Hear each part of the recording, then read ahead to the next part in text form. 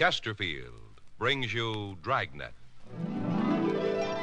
Put a smile in your smoking. By Chesterfield. Smoother, cooler, best for you.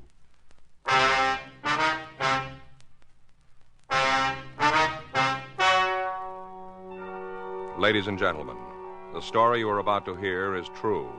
The names have been changed to protect the innocent.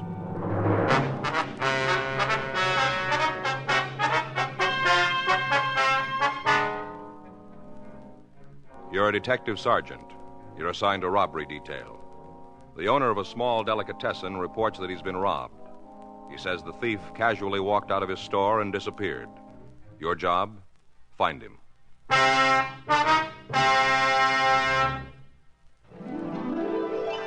Put a smile in your smoking. Next time you buy cigarettes, stop. Remember this.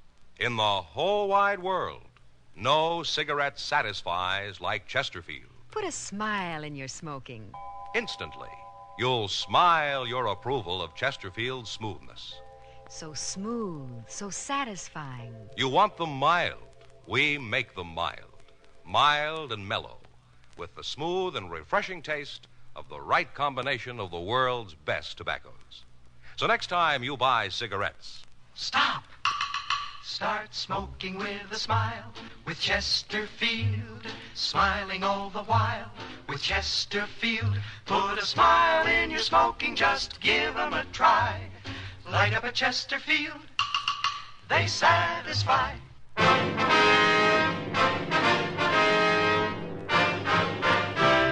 Dragnet, the documented drama of an actual crime.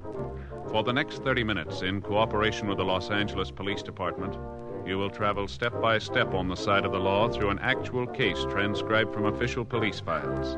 From beginning to end, from crime to punishment, Dragnet is the story of your police force in action.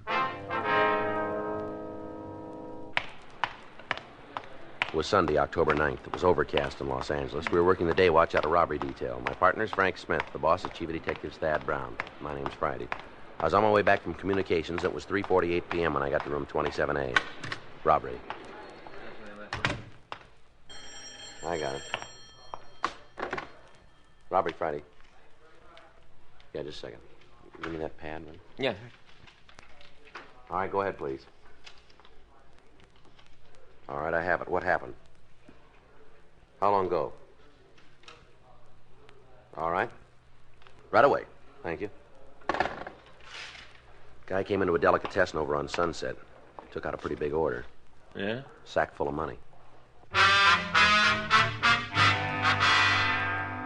4:15 p.m. Frank and I drove out to a small combination delicatessen and grocery on the corner of Sunset and 3rd. The owner of the store, Mr. Paul Claypool, told us that the robbery had taken place approximately 20 minutes earlier.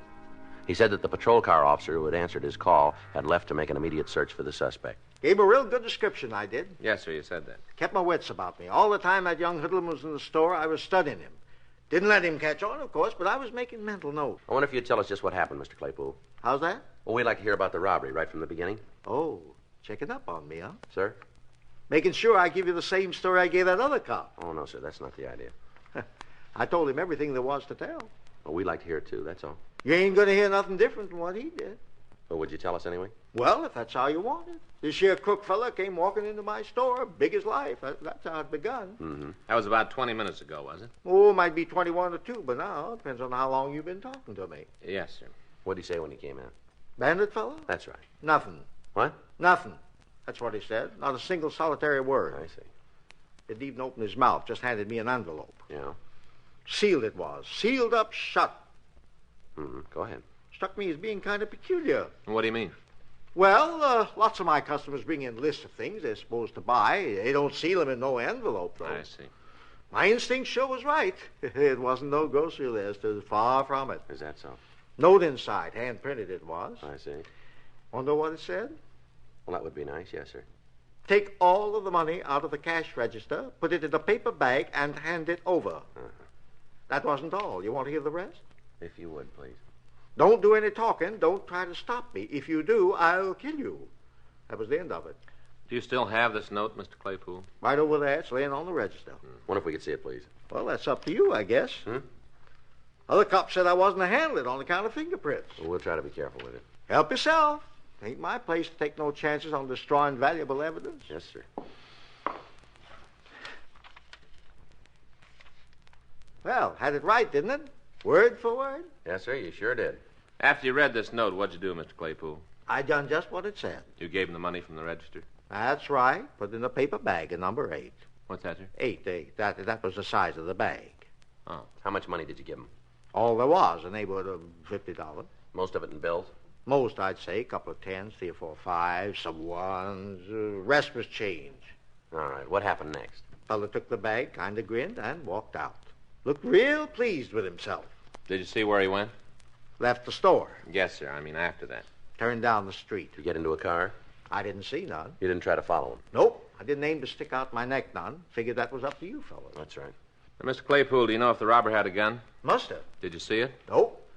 But that there note said he'd kill me if I gave him any trouble. Yes, sir. Must have had a gun if he aimed to kill me. Well, stands to reason. Yes, sir. Was there anybody else in here when he came in? Just me. I don't do much business this time of the afternoon, and not on Sunday. I don't. Had you ever seen this man before? Nope, not that I recollect. I wonder if you could describe him for us. Oh, sure. I told you I gave him a real good once-over. Yes, sir. First off, he's a young fella, right around 20, I'd say. Mm-hmm. Husky, about 5'10", maybe weighs 170. Not fat, you understand. He's just husky. Mm-hmm. What about his coloring? Well, I'm coming to that. Yes, sir. Brown hair, medium brown. Kind of gray eyes, medium complexion. Any marks or scars? No. How was he dressed? Pants, dark-colored, serge, more than likely. Blue serge. They looked like they was part of a suit. Mm-hmm. Couldn't see his shirt. He had on a sweater, yellowish, with one of them collars that chokes you. What's that? Fits all around your neck, you see, like so. See? Turtleneck sweater? Oh, is that what you call it? Yes, sir. Turtleneck, huh? Well, that's a right good name. That's just what it looks like. Turtle poking out his neck. Yes, sir. Is there anything else you can tell us about this man? What have you got in mind? Well, Mr. Claypool, anything that would help us identify him. Well, sir, he acted real funny, almost like he didn't know what he was doing. Oh? Kind of looked at me funny, too. Don't know how to put it into words exactly. Yes, sir. Wonder if you'd come down to City Hall for a few minutes, Mr. Claypool. City Hall? Yes, sir. We'd like to show you some mug shots, see if you can make an identification for us. Well, that'd mean closing up the store. Well, it won't take very long. Well, I guess it'll help catch this fellow. We'd appreciate it. Oh, excuse me. Yes, sir. Claypool's Delicatessen. How's that? Who? Friday? That's for us, sir. Oh. Here you are. Thank you. This Friday. Yeah, that's right. How long ago? Fountain? Yeah, I got it. Thank you. Well, we won't need you downtown just yet, Mr. Claypool. Change your mind, huh? Yes, sir. What's up? Flower shop over on Fountain. Yeah? Sounds like the same guy.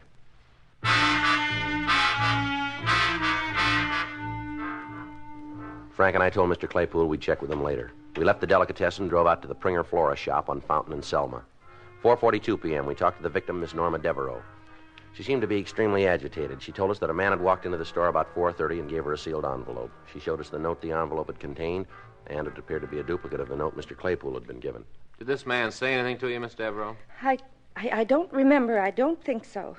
Well, did you say anything to him? Oh, I was too scared. Yes, ma'am. How much money did he take? Well, I gave him all there was, everything in the register. I see, but about how much would you say? I'm not sure. You see, I don't work here. I was just helping out. Mm-hmm. The store belongs to my sister and brother-in-law. I see. They wanted to take their children for a ride this afternoon, so I said I'd look after the shop. Yes, ma'am. Oh, I never should have offered. I might have known something like this would happen. I've had a funny feeling all day long. Is that right? It's a bad week for me anyway, this whole week. Huh? According to my horoscope. Oh. And you don't have any idea how much money was stolen, Miss Devereaux? Well, I don't think it was very much. A few bills and some coins. Mm-hmm. Do you happen to know what day this is? The date, I mean? Yes, ma'am. This is the 9th. The 9th. Oh, I might have known. She said to be especially careful on the 9th and the 11th. Why didn't I pay more attention to that last reading? It certainly cost me enough. Mm-hmm. Now, Miss Devereaux, you noticed where this man went when he left the shop? What? Did you notice where he went? Oh, no. I didn't pay any attention. I was just so relieved that he was gone. I wonder if you describe him for us, please. Well, Miss Devereaux? I'm trying to think. Yes, ma'am. It just comes up a blank. His face, everything about him. Well, how's he dressed? I'm terribly sorry. I just can't remember. Well, maybe we can help you. Was he wearing a coat or a sweater? That's right. A sweater. I remember the sweater. Mm-hmm. What color was it? Lightish, I think. I'm not sure. What kind of a sweater? Would you recall that? Just a sweater, I guess. How about his hair? Eyes? Anything at all, Miss Devereaux? Well, there's one thing. I don't know whether it would do any good or not. Yes, ma'am. I feel like such a fool not being able to remember where it was or when, but I'm almost certain about it. What's that? That I've seen him before. Frank and I continued to question the victim. She insisted that she had met or seen the suspect sometime before the crime, but she was unable to recall the circumstances. 5:38 p.m., we drove both victims down to the city hall and asked them to go through the mug books for the purpose of identifying the suspect. Well, we finished another book, Sergeant. Yes, ma'am. Seems like you sure have enough of them. Yes, sir. If I could only think where it was. Ma'am? That I saw him before. Yes. Shall I get you folks some coffee?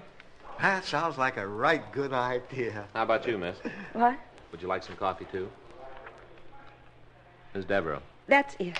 That's it. I remember now. His face, everything about him. It's the same man. I'm positive it is. Oh? It was when you mentioned coffee. That's what brought it back to me. Yes, ma'am. Now, just when was it you saw this man?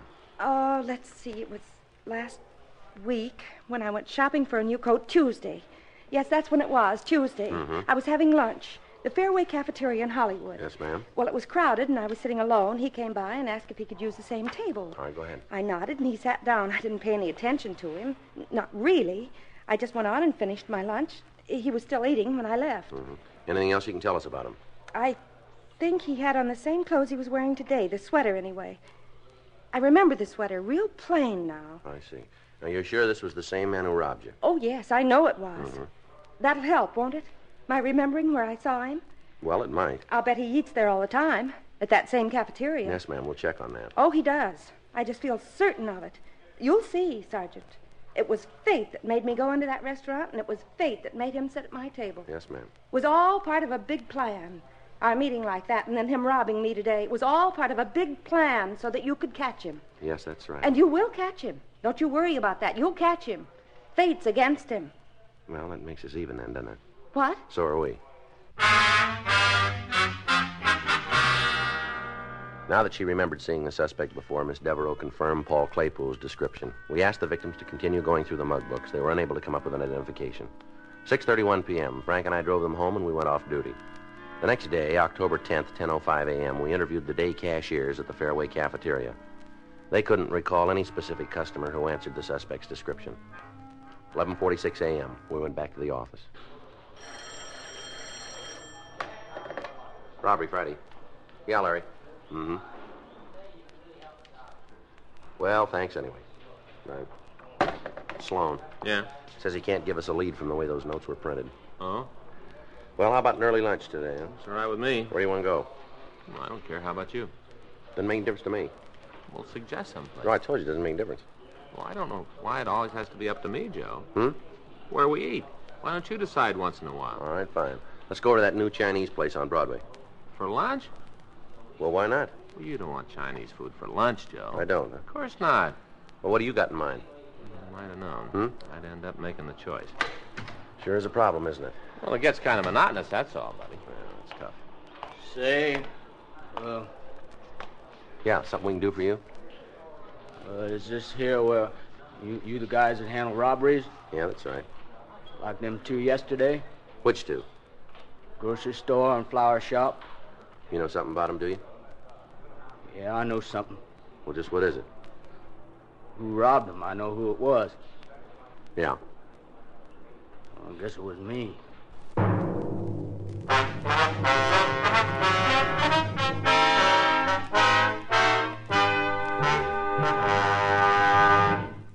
Put a smile in your smoking. Next time you buy cigarettes, stop. Remember this. It's today's biggest cigarette news. Chesterfield is made the modern way with Accuray. The Accuray controller is the greatest improvement in cigarette making in years, and it's a Chesterfield exclusive. This amazing quality detective electronically checks and controls the making of your Chesterfield, giving a uniformity in smoking quality never possible before. So buy Chesterfield today. For the first time, you get a perfect smoke column from end to end. A perfect smoke column from end to end. From the first puff to the last puff, your Chesterfield smokes smoother. From the first puff to the last puff, your Chesterfield smokes cooler. From the first puff to the last puff, Chesterfield is best for you. Next time you buy cigarettes, stop.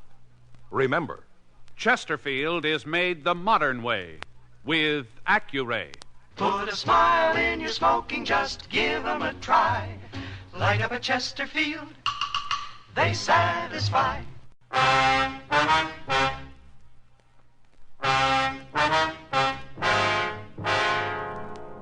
The man who had come into the office answered the description we'd received from the victims. He was in his early 20s, stocky build, about 5'10", brown hair and gray eyes. He was wearing dark blue trousers and a yellow turtleneck sweater. He told us that his name was Harvey Tilden and that he lived in a rooming house on West Ivar. He readily admitted the 2 robberies, but he insisted that he had not meant to commit the crimes. I didn't know what I was doing, that's all. I just didn't know. Well, what are you trying to sell us? Were you drunk? Of course not. I hadn't had a drink, not even a beer. Well? Well, he told me it was money they owed, that I was collecting it for him. Who told you that? Stoney. Who's Stoney? Well, that's all I know him by, Stoney. And you were collecting money for him, is that it? Uh-huh. And you expect us to buy that, too, don't you? No, I guess not. Well, then why don't you try giving us the truth? Well, look, now, may I'm not the brightest guy in the world. If I was, I wouldn't be in this mess. Yeah. I come to you of my own accord, didn't I? Well, maybe you got scared. Maybe you figured it'd go easier with you if you gave yourself up. Isn't that it? Yeah, I guess I can't blame you for thinking that. Sure was a dumb trick. Well, why'd you do it, then? Because I didn't know, because he told me it was just a job I was doing. Mm-hmm. Stoney told you. Yeah, that's right. All right, now let's hear it your way. Yeah, well, he said he worked for a kind of collection agency, you know, where they go after them deadbeats, you know? Yeah. Well, he said he had to have somebody to help him, only part-time, but the pay would be good. Yeah. Offered me the work. Mm-hmm. I ain't had a steady job lately. Sound kind of good to me. Yeah, go ahead. Yeah, well, I was supposed to meet him yesterday afternoon, 3 o'clock. He picked me up in front of the place where I live. Yeah? Drove me past that grocery store, and parked around the corner, gave me an envelope, and he told me to take it inside, hand it to a fellow who worked there. He said I was to make sure nobody else was in the store on account of he didn't want to make the old guy feel bad by collecting the debt in front of somebody else, you know? Yeah. So I done what he told me. I give the old guy the note, he give me the money, and I took it back to Stoney. Well, where was he while you were in the store? Well, around the corner, like I said. Why didn't he go in with you? He wanted to see if I could handle it myself, on my own, you know. That's what he told me. Mm-hmm. Well, then we drove over to that there flower place. Same routine. Yeah, only this time I got kind of suspicious, you know. Yeah. She acted so scared, the lady there. It didn't seem to me that having to pay up a debt would make somebody so scared. I told Stoney afterwards. He said it was just an act that they all put on like that. Mm-hmm. Yeah, well, I didn't exactly believe him, so next place we stopped, I opened up the envelope before I went inside, and I read that there note. Yeah, well? Well, I didn't know what to do. Finally, I went back to the car, and I really told him off, Stoney. I told him I wasn't no thief. I told him he had to return all that money. What did he say? He just laughed at me. He said I was the biggest pigeon he ever met. I said if he didn't take back the dough, I'd go to the cops. He told me you'd throw me in jail, that you'd never believe a word I told you. Mm-hmm. What happened then? I got out of the car. I said I wasn't no crook and nobody was going to make me be one. Mm-hmm. I was heading right for the police station. Then I got to thinking. I seemed like maybe he was right, that nobody would believe a story like this. Yeah. So I went home. All right, why'd you come in today? Well, I didn't sleep none too good last night. It was kind of worrying me what I'd done. I figured maybe he'd find some other sucker like me and pull that same stunt over again. I didn't want him to get away with it, so I decided to take my chances on you guys. I ain't going to get a short count now, am I? You know where the Stoney lives? No, he never said, not to me. And you don't know his last name either. Well, where'd you meet him? Hentley's gym. Or on Olympic, I hang out there sometimes. You a fighter? Oh, I had some bouts, yeah. Mm-hmm. Well, how'd you and Stoney get acquainted? Oh, I don't know. We just started talking one day last week. He come in for a steam bath, and afterwards we were both watching some of the guys work out. I see. He was there again on Saturday. That's when he offered me this job. Mm-hmm. What kind of a car does he drive? Chevy? Sedan? No, coupe, hardtop, last year's model. You know the license? No, I don't pay no attention. Mm-hmm. It wouldn't matter if I did. I ain't much at remembering things.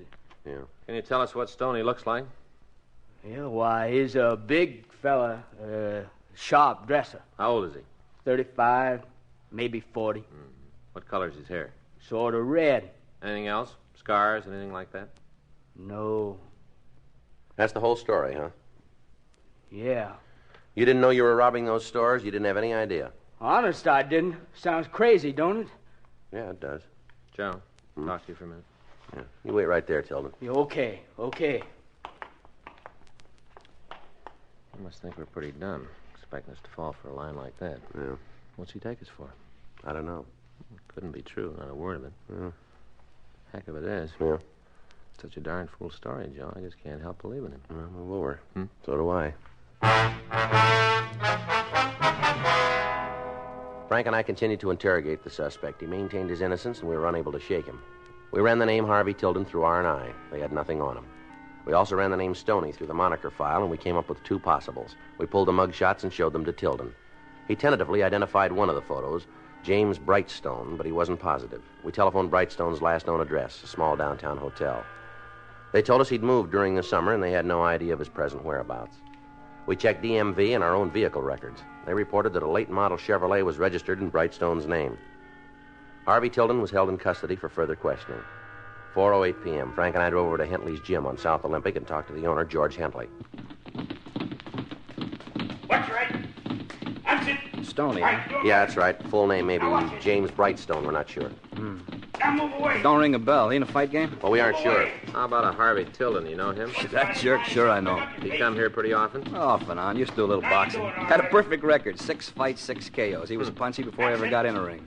Tilden says this is where he met this Stoney. That could be. Take a look at this picture, will you? You ever seen this guy before? Hey, you got a left hand, use it. Well, I wouldn't swear to it. Guy looks something like this. Been coming in lately. Works out, takes a steam bath. you know his name? I never asked. You been around today? No, not so far. When was the last time, do you remember?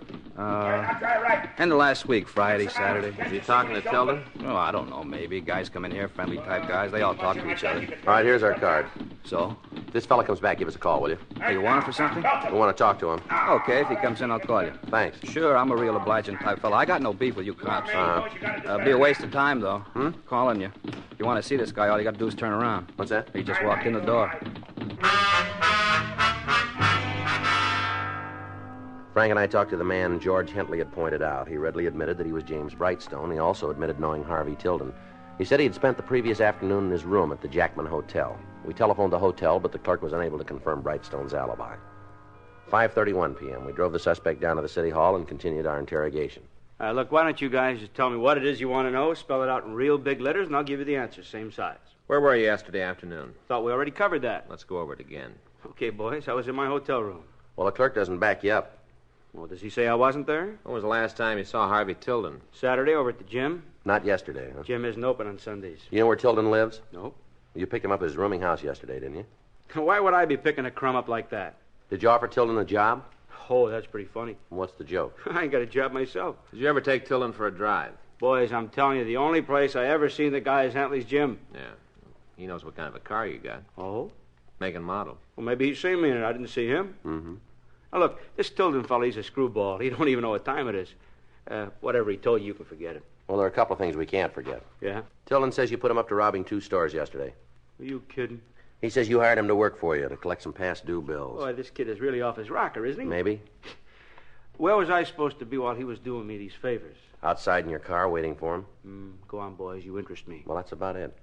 And you'd pick up a guy in a phony story like that? Hey, look, I'm getting out of here. Tilden ain't the only guy who's nuts. Sit down, Brightstone. All right, you jokers, prove any part of it. We're going to try to.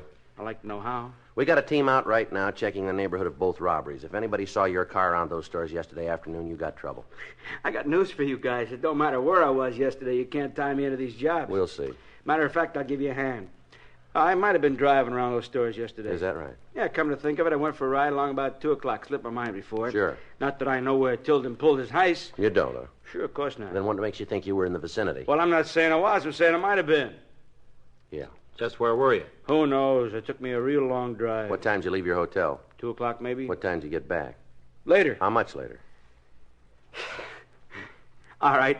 I tell you what, I'm going to give you guys a break. Good. Now, I know you can keep this up for 72 hours, and I got more important things to do, so let's get it over with, okay? That's entirely up to you. Okay. Tilden was giving it to you square. He was just a pigeon. Dumbest pigeon I ever ran into. Yeah, go ahead. Well, that's it. You got it now. What are you going to do about it? What do you think? Oh, if you're smart, you're going to turn me loose. Mm-hmm. Yeah, look, let me give you a little advice, free. So Tilden was a fall guy, all right? I admit it to you guys. Yeah. But to nobody else. Anybody else asks me, I deny it, the whole thing. So you might as well play smart. You figure on sticking me with this rap, you got to have a signed confession. I ain't going to give it to you. Well, now maybe we won't need it. Boy, you got the biggest rocks in your head. Tilden was in those stores, I wasn't. He took the money, I didn't. You go into court, you come out looking dumber than he does. Mm-hmm. It's my word against his. You think anybody in their right mind is going to believe this boy? You think he'd stand a chance of convincing the jury? Well, he might. Fat chance. He convinced us.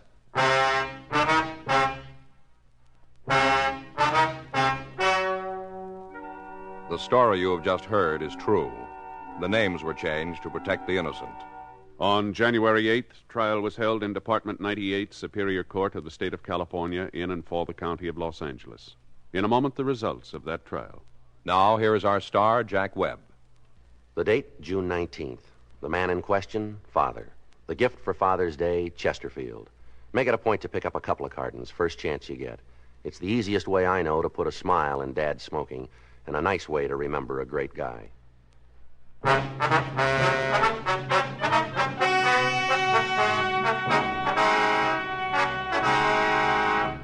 The district attorney failed to issue a complaint against Harvey Tilden. James Hill Brightstone was tried and convicted of robbery in the second degree, 2 counts. Robbery in the second degree is punishable by imprisonment in the state prison for not less than 1 year.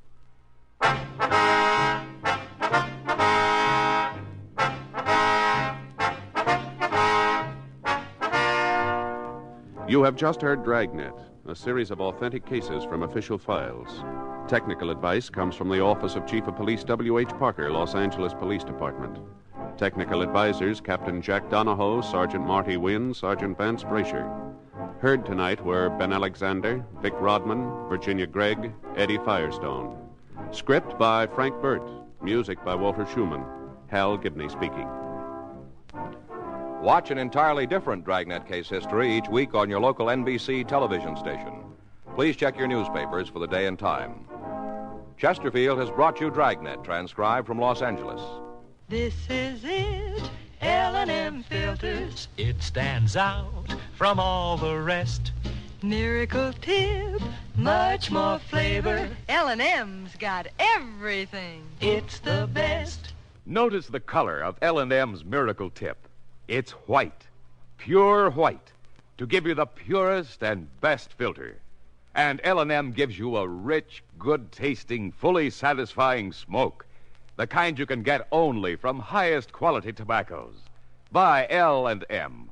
It's got everything: flavor, taste, mildness, and the best filter.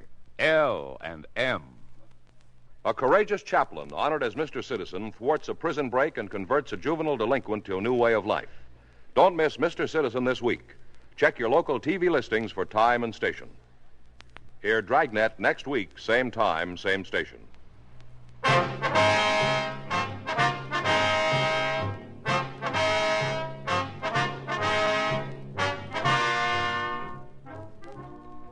Hear Biography in Sound on the NBC Radio Network.